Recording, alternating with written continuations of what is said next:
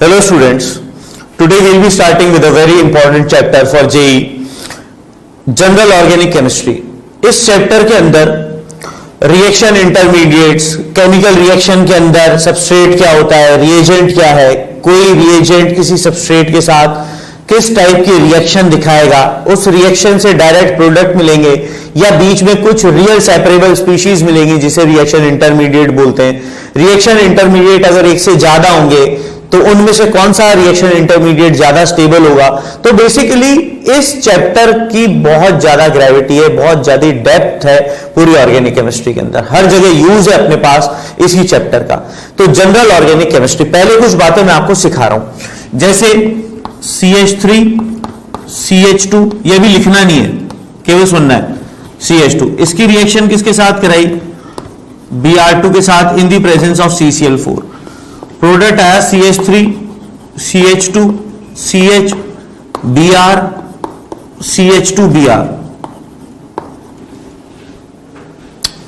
अब अपने पास ये रिएक्शन कैसे हो गई, पहली तो कुछ बातें यहां पर बता रहा हूं कि जो ऑर्गेनिक कंपाउंड है उसे क्या बोलते हैं, सबस्ट्रेट बोलते हैं। जो अटैकिंग स्पीशी है उसे क्या बोला जाता है, रिएजेंट। रिएजेंट और सबस्ट्रेट को बनाने के लिए जो मीडियम लिया जाता है उसे क्या बोला जाता है, सॉल्वेंट। और बनने वाली स्पीशी को क्या बोला जाता है, प्रोडक्ट। अब सबस्ट्रेट पे रिएजेंट ने इस पाई बॉन्डेड पार्ट पर क्यों अटैक किया, Br2 यहां पर आके अटैक करके एक ब्रोमीन इधर और एक ब्रोमीन इधर क्यों जोड़ रहा है, इस पार्ट पर अटैक क्यों है, इस पार्ट पर अटैक क्यों नहीं। एडिशन रिएक्शन बोलते हैं इसे, पाई बॉन्ड तोड़ के दोनों तरफ ब्रोमीन जुड़ जाए तो एडिशन रिएक्शन क्या होता है। सॉल्वेंट अपन ने कार्बन टेट्राक्लोराइड CCl4 क्यों लिया, रिएजेंट Br2 का किस तरीके से यूज हुआ। तो ये सारी बातें जब सीखी जाएंगी, जब अपने को ये नॉलेज हो कि जो सबस्ट्रेट है, ये सबस्ट्रेट एक बॉक्स की तरह मान लें अपन शुरुआत में अभी, और इस बॉक्स को हमेशा ध्यान रखना। तो सबस्ट्रेट अपने लिए हमेशा क्या होगा, एक ऑर्गेनिक कंपाउंड। ऑर्गेनिक कंपाउंड ही क्यों होगा, क्योंकि अपन ऑर्गेनिक केमिस्ट्री पढ़ रहे हैं। अब अपने को यह मालूम करना है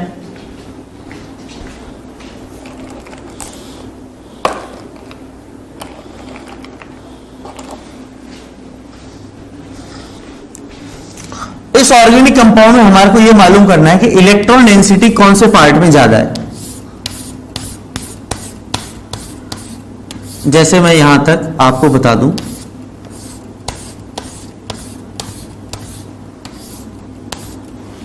ये हाफ बॉक्स को शेडेड कर दिया। शेडेड करने से मैं आपको क्या समझाना चाह रहा हूं कि इस शेडेड रीजन में तो क्या होगा, इलेक्ट्रॉन डेंसिटी काफी ज्यादा है, तो ये तो हो गया हमारे लिए डेल नेगेटिव पोर्शन, इलेक्ट्रॉन डेंसिटी ज्यादा। और जो खाली पोर्शन है वो हो गया डेल पॉजिटिव।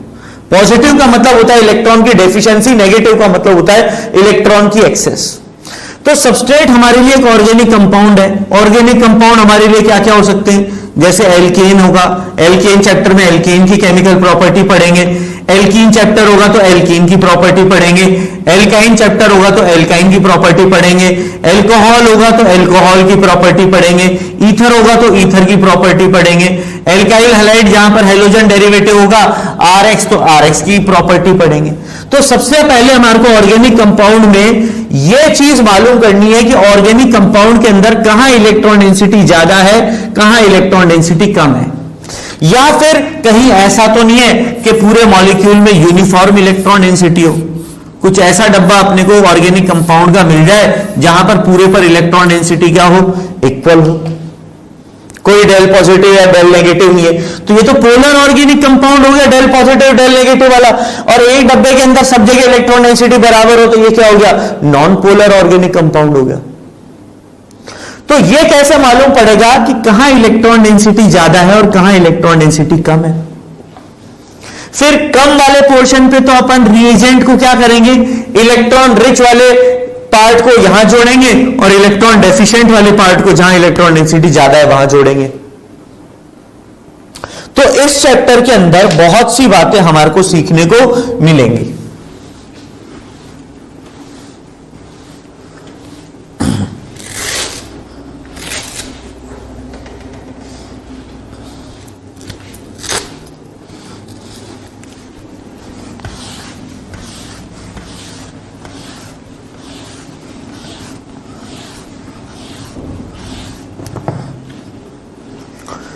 तो फील ये है कि भाई ऑर्गेनिक रिएक्शन किस तरीके से लिखी जाएगी, कैसे डिसाइड करेंगे कहां पर अटैक होगा, कैसे प्रोडक्ट बनेंगे। तो उसके लिए हमारे पास यहां पर चैप्टर है जनरल ऑर्गेनिक केमिस्ट्री, जीओसी नाम से इसको पढ़ाते हैं। गेटिंग माय पॉइंट, जीओसी नाम से चैप्टर स्टार्ट है। अब जीओसी नाम से जो चैप्टर स्टार्ट है अपने पास, इसके अंदर सबसे पहले पढ़ा जाएगा इलेक्ट्रॉनिक डिस्प्लेसमेंट इफेक्ट्स। नाम से चालू हो गया इलेक्ट्रॉनिक डिस्प्लेसमेंट इफेक्ट का। इलेक्ट्रॉनिक डिस्प्लेसमेंट इफेक्ट से क्या समझाऊंगा कि इलेक्ट्रॉन्स का मूवमेंट किस डायरेक्शन में अपने पास है, उसे इलेक्ट्रॉन डिस्प्लेसमेंट इफेक्ट्स बताएंगे, इलेक्ट्रॉनिक डिस्प्लेसमेंट इफेक्ट्स। तो अपने लिए हेडिंग है मेन, वो है इलेक्ट्रॉनिक डिस्प्लेसमेंट इफेक्ट। कौन से ऐसे इफेक्ट होंगे जो कि डिसाइड कर पाएंगे कि मॉलिक्यूल में कहां इलेक्ट्रॉन डेंसिटी ज्यादा है, कहां इलेक्ट्रॉन डेंसिटी कम है। तो उसको पढ़ाने के लिए अपना जो आज का टॉपिक है वो है इलेक्ट्रॉनिक डिस्प्लेसमेंट इफेक्ट। ऐसे बहुत सारे सब टॉपिक होंगे इस चैप्टर के अंदर। इलेक्ट्रॉनिक डिस्प्लेसमेंट इफेक्ट जो है वो हमारे पास बेटा दो तरीके के हैं। एक तो है परमानेंट इफेक्ट,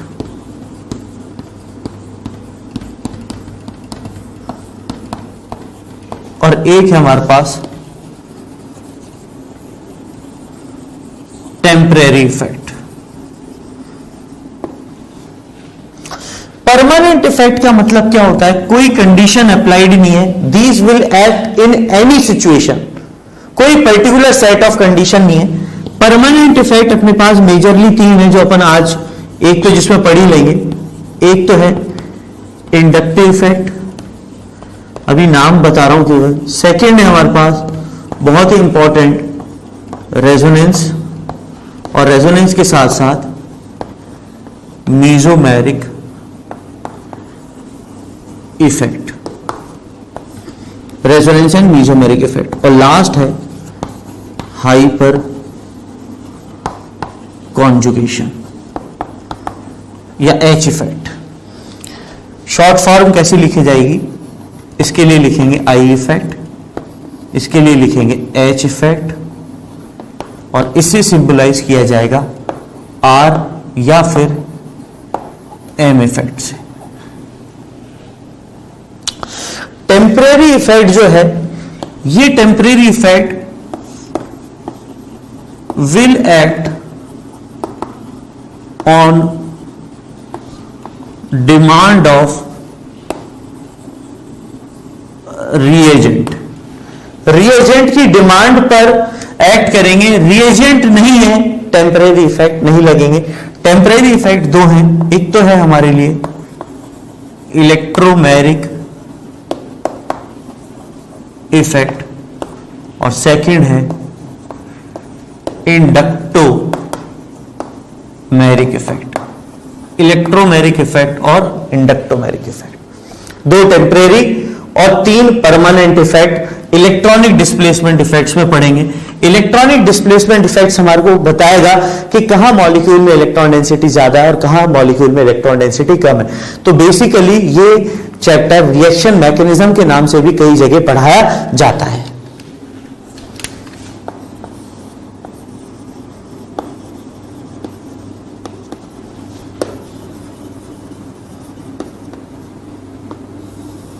इंडक्टिव इफेक्ट।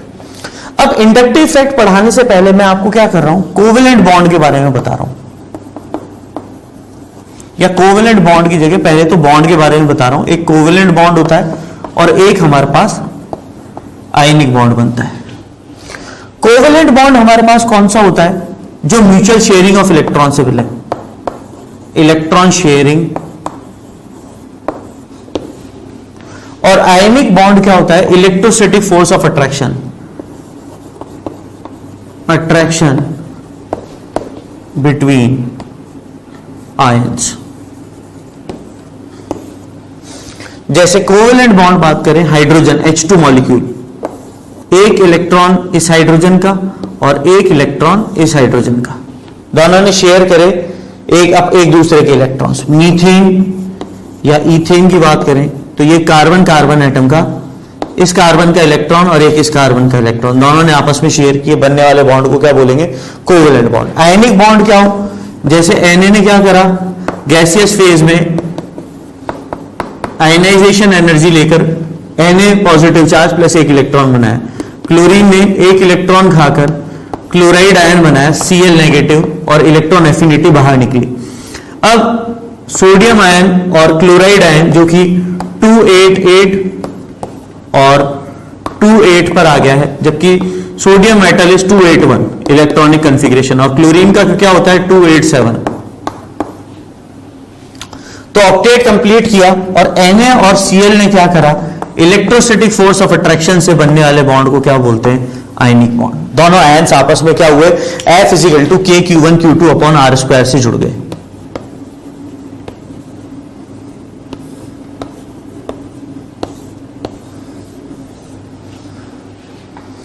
तो आयन्स के बीच में बनने वाले बॉन्ड को क्या बोलते हैं? Ionic bond. और म्यूचुअल शेयरिंग ऑफ इलेक्ट्रॉन से बनने वाले बॉन्ड को क्या बोलते हैं? Covalent bond. और ये हमारे लिए क्या है? केमिकल बॉन्ड की हम बात कर रहे हैं। केमिकल बॉन्ड क्यों बनता है? For the completion of octet to gain stability. Chemical bond क्यों फॉर्म होता है? Bond is form to gain stability by completion of octet। आ रही बात समझ में? अब कोवेलेंट बॉन्ड जो होता है बेटा, कोवेलेंट बॉन्ड को यहां पर इसको मैं एग्जांपल को वापस मिटा रहा हूं। यहां पर मैं एग्जांपल्स को थोड़ा सा इस तरीके से शो कर देता हूं। जैसे हाइड्रोजन हाइड्रोजन, एक इलेक्ट्रॉन, इसने शेयर किए, फिर CH3 फिर Cl2 फिर HCl। अब देखो कोवेलेंट बॉन्ड फिर वापस से क्या है बेटा, दो तरीके से डिवाइड करते हैं। एक तो पोलर कोवेलेंट बॉन्ड और एक non polar covalent bond. Polar covalent bond जहां इलेक्ट्रोनेगेटिव डिफरेंस हो, नॉन पोलर कोवेलेंट बॉन्ड जहां एटम्स के बीच में इलेक्ट्रोनेगेटिव डिफरेंस ना हो। नॉन पोलर कोवेलेंट बॉन्ड का एग्जांपल है H2 Cl2 CH3 Br2। Same atoms के बीच में बनने वाले बॉन्ड को क्या बोलते हैं? नॉन पोलर कोवेलेंट बॉन्ड, जहां पर इलेक्ट्रोनेगेटिव डिफरेंस क्या हो? 0 आ जाए। इलेक्ट्रोनेगेटिव डिफरेंस है, इलेक्ट्रोनेगेटिविटी नहीं है बेटा, इलेक्ट्रोनेगेटिव डिफरेंस 0 आ जाए। जबकि पोलर कोवेलेंट बॉन्ड कौन सा हो? जैसे HCl है तो क्लोरीन एटम की इलेक्ट्रोनेगेटिविटी हाइड्रोजन से क्या है? ज्यादा है। तो हाइड्रोजन और क्लोरीन का जो बॉन्ड होगा उसमें इलेक्ट्रॉन डेंसिटी किसकी तरफ खींची हुई होगी? क्लोरीन की तरफ। तो क्लोरीन डेल नेगेटिव और हाइड्रोजन एटम क्या बन जाएगा? डेल पॉजिटिव वाला पोर्शन। तो इसको क्या बोलते हैं? एक तरफ इलेक्ट्रॉन डेंसिटी का खिंच जाना और एक तरफ इलेक्ट्रॉन डेंसिटी का कम हो जाना, मतलब एक तरफ इलेक्ट्रॉन डेंसिटी बढ़ गई और एक तरफ इलेक्ट्रॉन डेंसिटी कम हो गई। तो एक तरफ डेल नेगेटिव और एक तरफ डेल पॉजिटिव। तो ये पोलर कोवेलेंट बॉन्ड है। जैसे CH3Cl, ये डेल नेगेटिव क्लोरीन वाला पोर्शन और ये डेल पॉजिटिव कार्बन एटम वाला। तो जो इलेक्ट्रॉन डेंसिटी है वो किधर की तरफ शिफ्ट हो गई? क्लोरीन की तरफ शिफ्ट हो गई। ये भी हमारे लिए क्या हो गया? पोलर कोवेलेंट बॉन्ड हो गया। फिर हम बात करें CH3OH, तो ये डेल नेगेटिव वाला पोर्शन, ये हाइड्रोजन भी डेल पॉजिटिव और ये कार्बन भी डेल पॉजिटिव। ऑक्सीजन इधर से इलेक्ट्रॉन खींचेगा और ऑक्सीजन इधर से भी इलेक्ट्रॉन खींचेगा। तो कोवेलेंट बॉन्ड दो तरीके से, एक तो पोलर कोवेलेंट बॉन्ड और एक नॉन पोलर कोवेलेंट बॉन्ड। जहां इलेक्ट्रोनेगेटिव डिफरेंस 0 है नॉन पोलर कोवेलेंट बॉन्ड, और जहां पर इलेक्ट्रोनेगेटिव डिफरेंस है वो हमारे लिए क्या हो जाएगा? Polar covalent bond. अभी इंडक्टिव इफेक्ट की हेडिंग लिखी है अपन ने, इंडक्टिव इफेक्ट पढ़ा कुछ भी नहीं है। अभी तो किसके बारे में चर्चा हो रही है? केमिकल बॉन्ड के बीच में चर्चा हो रही है कि कोई एटम्स के बीच में बॉन्ड क्यों बनता है ऑक्टेट कंप्लीट करने के लिए, और इलेक्ट्रॉन न्यूक्लियर अट्रैक्शन बढ़ने के कारण क्या होता है? स्टेबिलिटी गेन होती है। एक बार पूरा नोट डाउन करें, यहां पर लिख परमानेंट इफेक्ट, टेम्परेरी इफेक्ट।